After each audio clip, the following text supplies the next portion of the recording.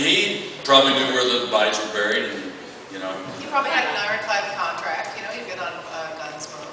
Yeah. Maybe had some pull, and you know, and said things, you know, pay or play. I got to read it for the entire season. So. Yeah, they would have given him a shot at the whole season anyway. So. Were there like politics involved? Oh God, are you kidding? We're talking showbiz here, aren't we? Yeah.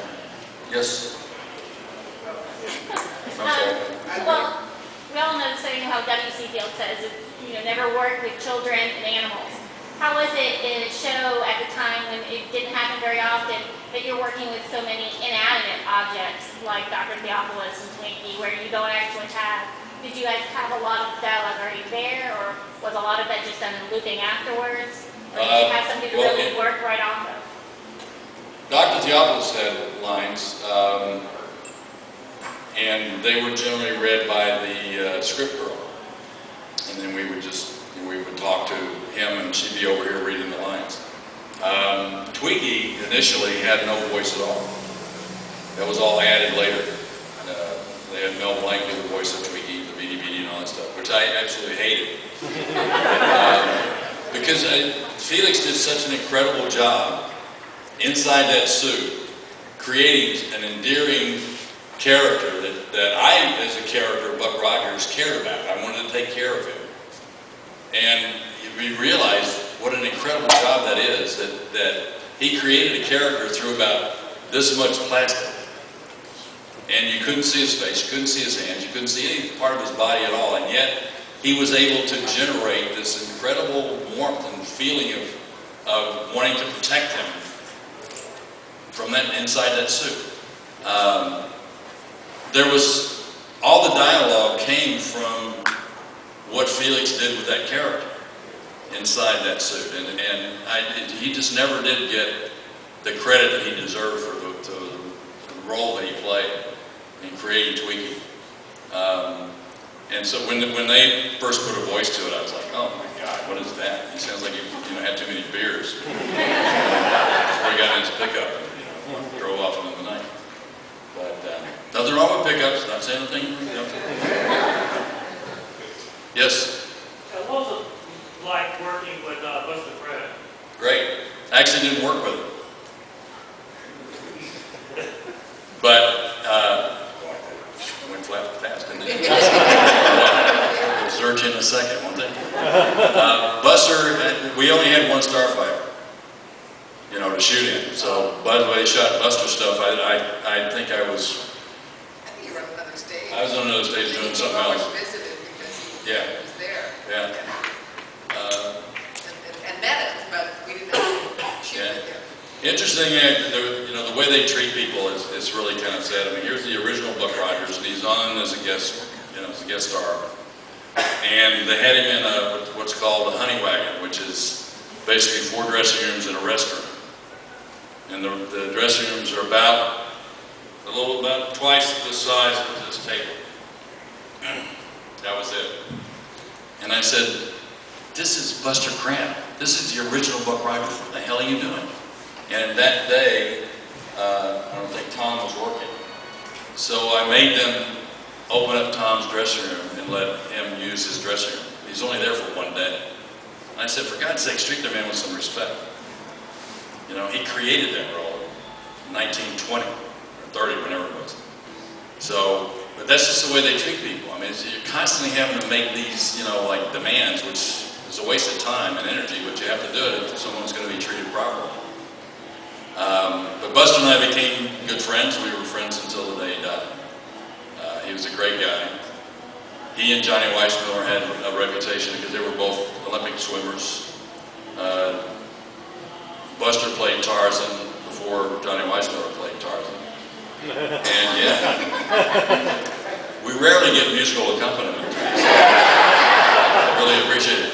But they had reputations for going out and clubbing in the evenings, and they loved to fight. So they would go out and they would drink and have a great time and get into brawls in these clubs and stuff. And it was a time when, you know, nobody got sued for fighting in a club and nobody got knifed or, you know, whatever. They just had fights and people enjoyed it themselves, and that was the way they liked to spend their time. Can I tell you, it's not exactly my favorite idea. Hey, get me enough. Oh, wow. What a great time I'm having. But they were, I mean, he was just still that kind of a guy, that kind of energy and stuff. He swam 2 miles every day. Very fit. Yeah. 70-something years old. And Yeah. he was a perfect male specimen. Glad he had an 8-pack. I didn't count down that far.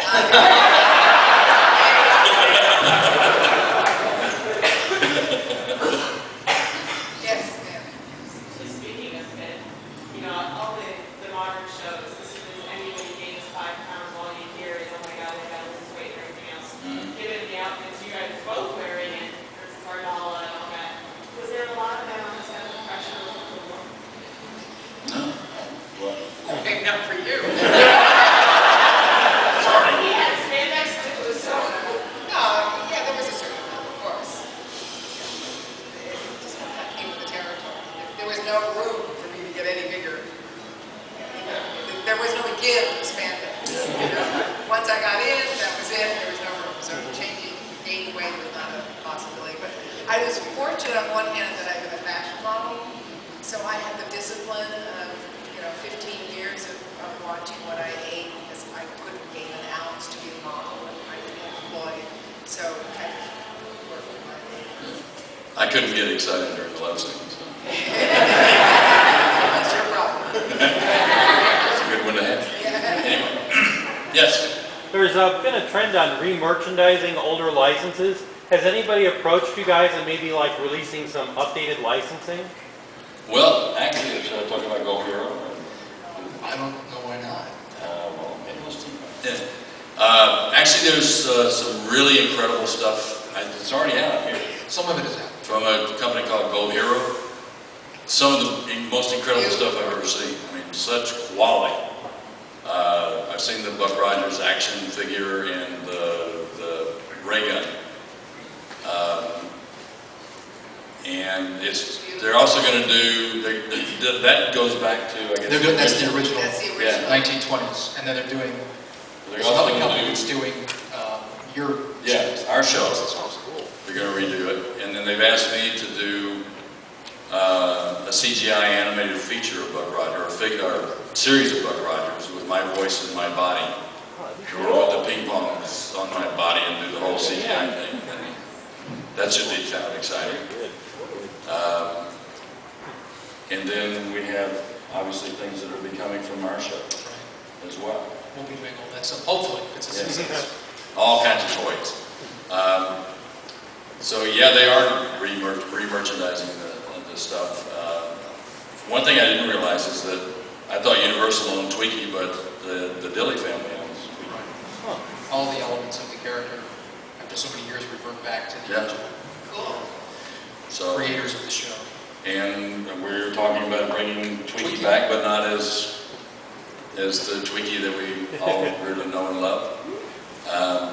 Much more serious. Much more serious. More like the robot in the Day the Earth Stood Still.